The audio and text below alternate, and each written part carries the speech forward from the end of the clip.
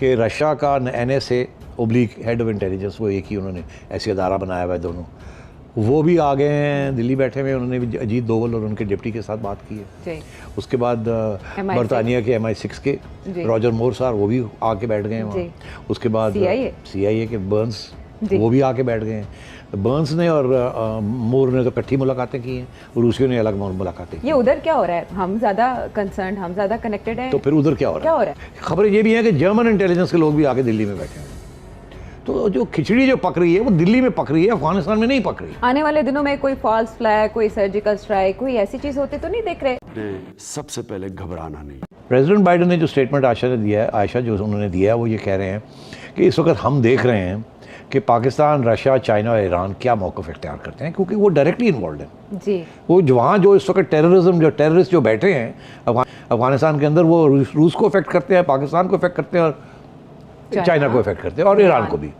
तो इसलिए ये इनका डायरेक्ट इन्वॉल्वमेंट है इन दिस। तो वो कह रहे हैं हम देख रहे हैं कि ये कैसे तालिबान के साथ डील करते हैं, बिकॉज अगर ये तालिबान को कन्विंस कर लेते हैं कि आप टेररिस्ट के खिलाफ एक्शन लें, तो फिर अमेरिका का भी एक मसला जो है जिसका ताल्लुक अलकायदा के साथ है, वो भी उनका हल हो जाएगा। तो वो तो बैठे देख रहे हैं, मगर ये एक इम्प्रेशन दिया जा रहा है आयशा, एक्चुअली पीछे कुछ और हो रहा है। क्या हो रहा है वो? ये इंडिया में भी कुछ इंटेलिजेंट चीफ्स बैठे हैं। देखिए, ये कोई छोटी बात तो नहीं है कि रशिया का NSA oblique head of intelligence, वो एक ही उन्होंने ऐसी अदारा बनाया हुआ है दोनों, वो भी आ गए हैं दिल्ली बैठे हुए। उन्होंने भी अजीत दोवल और उनके डिप्टी के साथ बात की है। उसके बाद बरतानिया के MI6 के रॉजर मोर साहब वो भी आके बैठ गए हैं वहाँ। उसके बाद CIA के बर्न्स वो भी आके बैठ गए हैं।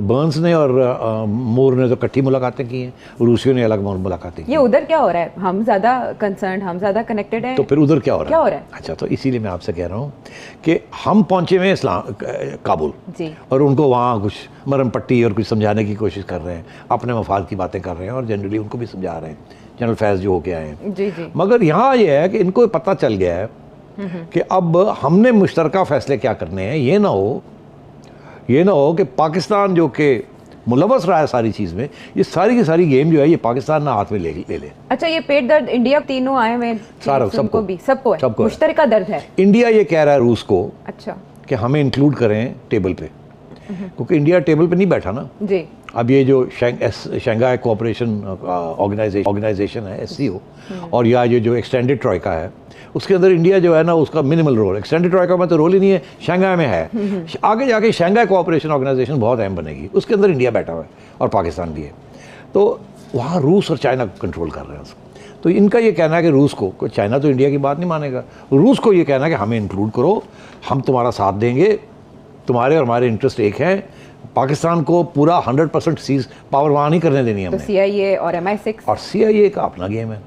मैं पहले भी कह रहा हूँ, मैं फिर से ये कह रहा हूँ कि CIA की जो गेम है वो एंटी चाइना गेम है, एंटी रशिया गेम है, एंटी ईरान गेम।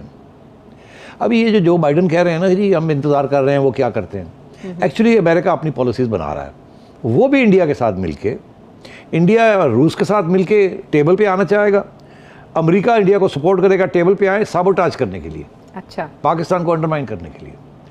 आप समझ रहे हैं ये बात क्या हो रही है यहाँ? मैं समझ ये कोशिश कर रही हूँ कि ये कहा जाता है कि अमेरिका अपनी पॉलिसी कई साल पहले बना लेता है, आप कह रहे हैं कि अब वो बना रहा है। जब वो निकले हैं तो नहीं है? नहीं, बिल्कुल ये शक होना चाहिए हमें कि जिस तरीके से वो भागे हैं वहाँ से, कुछ ना कुछ सोच के निकले होंगे ना जी। तो वो क्या सोच थी। और अब तक जो बाइडन ने फ़ोन नहीं किया।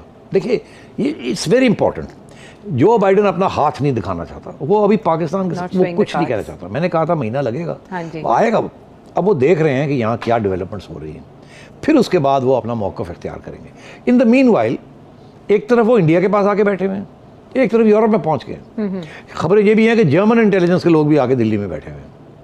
तो जो खिचड़ी जो पक रही है वो दिल्ली में पक रही है, अफगानिस्तान में नहीं पक रही। आने वाले दिनों में कोई फॉल्स फ्लैग, कोई सर्जिकल स्ट्राइक, कोई ऐसी चीज़ होती तो नहीं देख रहे? और ये जो नहीं, हमारे खिलाफ नहीं। अच्छा, हमारे खिलाफ नहीं मैं देख रहा। ये उसकी वजह ये है कि वो कोई भी नहीं चाहेगा कि इस स्टेज पे जब अफगानिस्तान डिस्टेबलाइज हो गया है कि पाकिस्तान को डिस्टेबलाइज किया जाए। वो और भी उसके कॉम्प्लिकेशंस हो सकते हैं। तालिबान है, मैं समझता हूँ कि they are going to come under enormous pressure. हर किस्म का प्रेशर आएगा उनके ऊपर। और ये जो उन्होंने हुकूमत बनाई है, ये इसके ऊपर भी बड़ी तनकीद होगी और अब लगता मुझे ऐसे है कि ये ज़्यादा देर अगर ये इसके ऊपर ज़्यादा तनकीद आई और प्रेशर आया तो ये ना हो कि ये तालिबान जो है ये अपना 2.0 से हट के 1.5 पे ना आ जाएं। बिकॉज जाहिर है ना कि इनके लिए तो उन्होंने तो ऑलरेडी जो बयान दिए हैं, तो फिर बाकी सबको भी वापस वो पोजीशन पता लेना बयान क्या पड़ेगी। दिया उन्होंने, वो कहते हैं जो सो कॉल्ड एजुकेशन मिनिस्टर साहब जी, हैं, जी। वो कहते हैं ये तालीम क्या है, ये MA BA ये क्या है। हाँ। आपको तो नेक होना चाहिए, तालीम की क्या ज़रूरत है, तालीम तो अल्लाह ताला ने दे दी, आपको नेक ही करें और ख़त्म। आपको ये पढ़ाई लिखाई करने की क्या ज़रूरत है, क्या हमने कोई पढ़ाई लिखाई की है, हमने भी तो अल्लाह ताला की खिदमत में जो मदरसों में पढ़े हैं। और पता कर लिया काबिल, देखे ना जरूरत तो ये डिग्रीज की अगर इस होती किस्म की अगर सोच है जी तो मसले तो बनेंगे ना। मैं आपको बता दूं, ना वो टेररिस्ट ग्रुप्स को ख़त्म करेंगे और ना ही वो ह्यूमन राइट्स या ख़वातीन के हकूक़ को मानेंगे वो, और इसी चीज़ के ऊपर प्रॉब्लम्स बनेंगे। अगर वो मानते हैं तो उनकी जो रैंक एंड फाइल है, जो आम तालिबान सोल्जर है या जो सपोर्टर है, वो लीडरशिप के ख़िलाफ़ हो जाएगा, वो कहेगा बिक गए। और अगर नहीं मानते तो दूसरे लोग जो है वो सैंक्शन लेके बैठे होंगे और उसके जो नताइज निकलेंगे इस कॉन्ट्रडिक्शन के, इस कॉन्फ्लिक्ट के, उसका सारे का सारा असर अफगानिस्तान की आवाम पे और फिर सेकेंडरी पाकिस्तान के ऊपर। बिकॉज अगर वहाँ हालात ख़राब हो जाते हैं और बड़े बुरे हालात, तो वो इधर ही लोग भागेंगे ना। तो मेरा ये मौक़िफ़ है ऐसे ही होगा, पाबंदियाँ लगेंगी। जिस किस्म की आज़ादी पाकिस्तान की ख़वातीन समझती हैं कि यहाँ है ये वहाँ होनी चाहिए, या फॉरगेट अबाउट यूरोप की आज़ादी, ऐसी नहीं होगी। ऐसे भी नहीं होगा कि जो काबुल के अंदर कम्युनिस्ट गवर्नमेंट के अंदर जिस किस्म की आज़ादी थी ख़वातीन के लिए और जिस किस्म की आज़ादी पिछले 20 साल में उनको मिली है बड़े शहरों के अंदर, वो आज़ादी नहीं मिलेगी। इसको भूल जाएं, ये तालिबान कभी भी कंसीड नहीं करेंगे। उसकी वजह बड़ी सिंपल है कि यही तो चीज़ है जो कि उनकी रैंक एंड फाइल जो है इसी किस्म की चीज़ों में तो कोई यकीन रखती है। रैंक एंड फाइल तो पहले अमेरिका दुश्मनी पे भी यकीन रखती थी। हाँ, रखती थी ना, तो अब कैसे? मगर आयशा, ये जो रैंक एंड फाइल है ना, ये उनकी ट्रेनिंग है, ये उनका मज़हब है। वो समझते हैं हमारा मज़हब और हमारा ट्राइबल जो सिस्टम है वो एक ही है। हालांकि ऐसी बात नहीं है, बहुत से यहाँ के इनके जो ख्यालात हैं वो ट्राइबल हैं, इस्लाम के आने से पहले की वो रवायात चल रही हैं और जो तरीके हैं उनके। तो मैं ये समझता हूँ कि इन चीज़ों के ऊपर वो कॉम्प्रोमाइज़ नहीं करेंगे। जहाँ वो वेस्टर्न वर्ल्ड के साथ बातचीत करने के लिए तैयार होंगे, वो ये होंगे, अच्छा जी ठीक है,